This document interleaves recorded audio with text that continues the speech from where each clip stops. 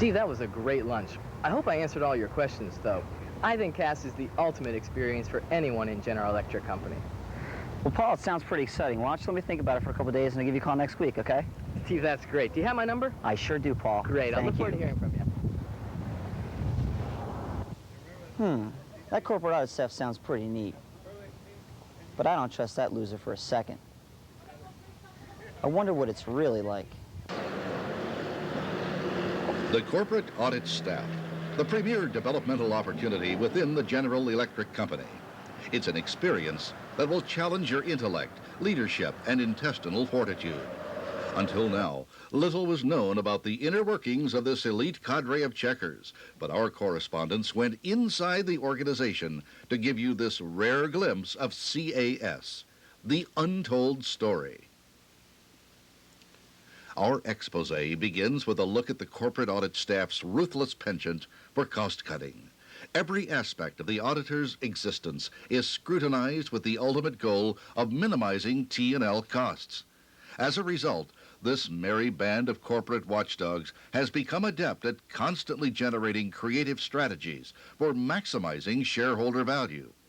For example, their approach to lodging. The audit staff feels very strongly about the quality of life that the auditors experience. Therefore, the organization prides itself on its ability to house auditors in the best possible accommodations, with consideration to cost, of course. Auditor housing tends to be close to work, like home in most cases, and is in close proximity to other auditors, so that team building can occur.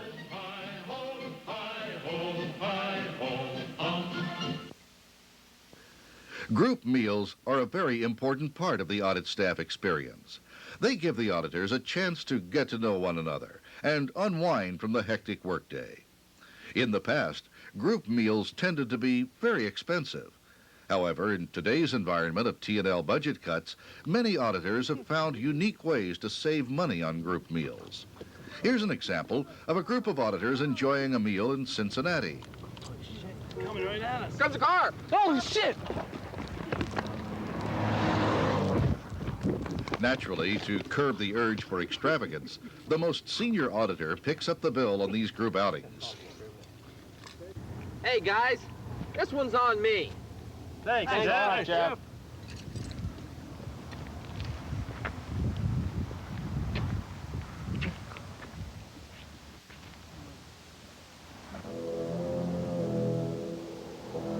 The auditor's ability to rise to the challenge of T&L savings is clearly a source of particular pride. They are willing to make personal sacrifices for the good of the company and, of course, the shareholder. Their efficient utilization of rental cars is a textbook example. It's a willingness to put the poor pensioner living off of GE stock dividends ahead of their own personal comfort that has always set them apart from their fellow GE employees. Hey, wait a second, who wrote this stuff? Don't you guys know that Dave is the VP now? Teresa's gone. You don't need to pay attention to T&L anymore. Ah, that's more like it. As we tracked this wily team of power tickers, we were struck by their immense productivity. As with all great organizations, we found their communication tools to be a cornerstone in their arsenal for driving change. Take, for instance, their rational confluence of audible diatribes, maintained in digitally significant patterns for non-sequential on-demand recall. In layman's terms, that's voicemail.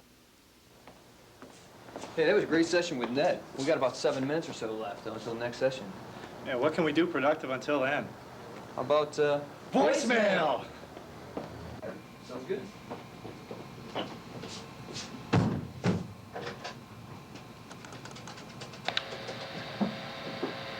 You have 5 new messages. Check unheard messages, press 1, 1. Hi, this is Linda Miles from headquarters in Albany, and this message is going to the entire audit staff. Message erased. Next message. This is Judy Holmes, and this message is for the entire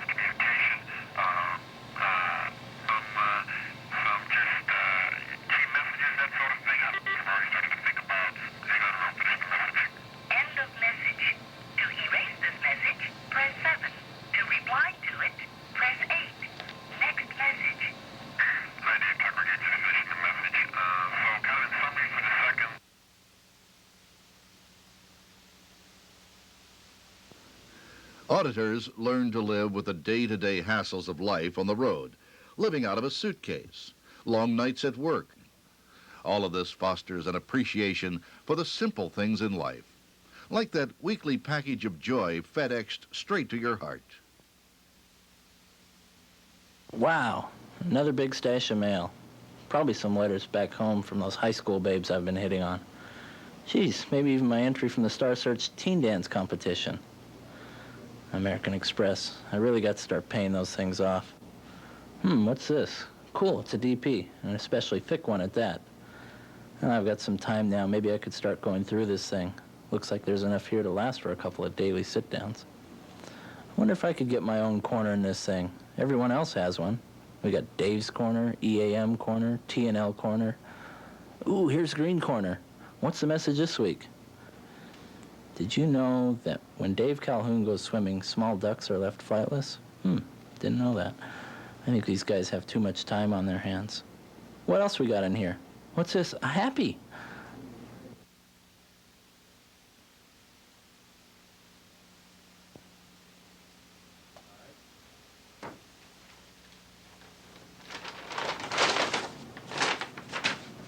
Life can be so cruel. Communication is a never-ending process, and opportunities for it need to be seized whenever they arrive, even with the demanding schedules of an auditor. Always on the go, they have to carefully plan their daily schedules to allow time for life's simple pleasures.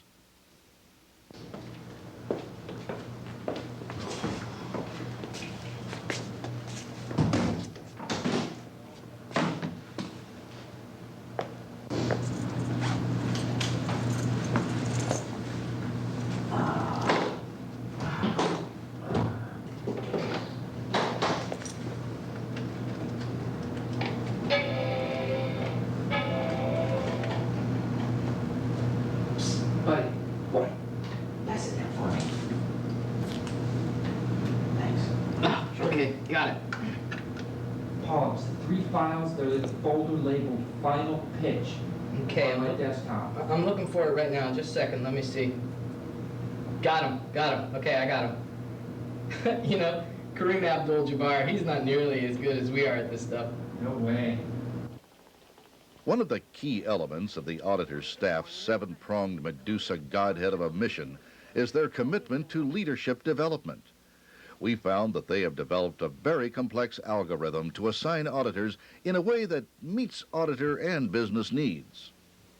Yeah, of course, Mark O'Brien's definitely going to be on officer expense accounts in Albany, New York, zip code 12211. And yeah, definitely he's going to pay approximately $70.9734 in his own expenses while on that audit. Yeah. Brian, Another of the main developmental benefits of the GE corporate audit staff is the frequent, penetrating written feedback that auditors in charge give to their direct reports. You know, during that last final pitch, you really crashed and burned.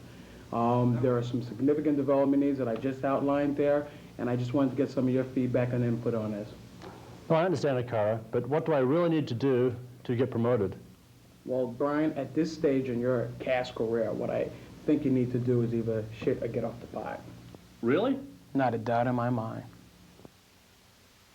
The audit staff is known for its excellent appraisal and promotion process. In addition to formal performance reviews following each audit, the auditors are evaluated against their peers through a form of forced ranking. Each of the auditor's prior managers come together and assess an individual's strengths relative to his or her peers, and they decide if the auditor gets promoted to the next level. We sat in on one such discussion. I think we've been discussing this thing for a couple of hours now. We're just going to have to maybe resort to the usual means of going through this forced ranking, making a decision. I mean, we got 2 people that are equally competent, but they can't both be audit managers. We can only hire one. Shall we just settle the tie by the usual means? Let's just do the way we I think we got to do it the usual way. Hoping that Bam Bam can go boom boom to Gemini. Bam Bam wastes no time. He goes on the offensive. He said he doesn't want to. market development manager. As we researched this organization in preparation for this expose, we heard again and again of the extraordinary exposure auditors have to the highest levels of the company. Sure, it's true that most of them know all the VPs on a first-name basis, but the exposure goes much deeper than just a simple name. Take Audit Staff VP Dave Calhoun, for instance. Many are the times when auditors will sit mesmerized by the sheer power of his intellect and the clarity of his vision. Or is it just that they're trying to figure out how the hell he gets his eyebrows to do those things? Here in this never-before-released video, we show you the kind of insight auditors gain from their frequent encounters with senior managers. A leader who makes just about everybody's short list when we start talking about future CEOs of General Electric Company. That's why Dave's here. With all that exposure to senior management at GE, it's no wonder that the auditors often aspire to top levels of the company.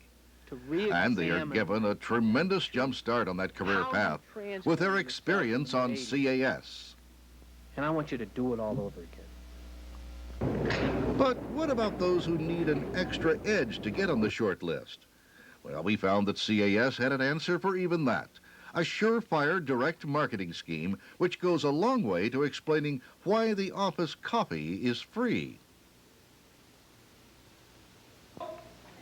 Hi there. Do people ignore you, or you can't affect positive change in your organization? Say no more. We've got the answer for you. Yes, just for a limited time only from Dave Co., we are offering a CEO shortlist kit for only $39.95. Yes, that's right, $39.95. One low price, and you get this bottle of greasy hair tonic. But wait, if you act now, we'll throw in this briefcase-sized tonic bottle for those times in the office when you run just about a quart low. But wait, for $39.95, we'll also give you this fabulous pair of baggy brown slacks, which can be worn at casual business affairs, cleaning gutters, or just nutty costume parties of the 70s type theme. And there's even more! Because you haven't had a job in marketing yet, we'll throw in this loud tie free.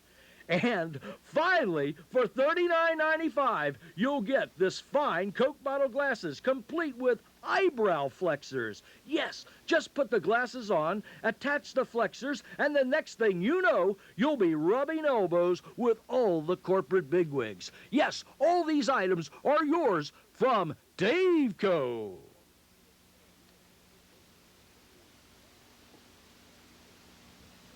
While not everyone is on a train for the chairman's office, the difficult lifestyle is rewarded with a high-paying and challenging position somewhere in one of GE's 13 businesses. In rare instances, though, this well-lubed pipeline back to the components fails, and the auditor is forced to fall back on a second career path, doubtless developed on those long nights on the road.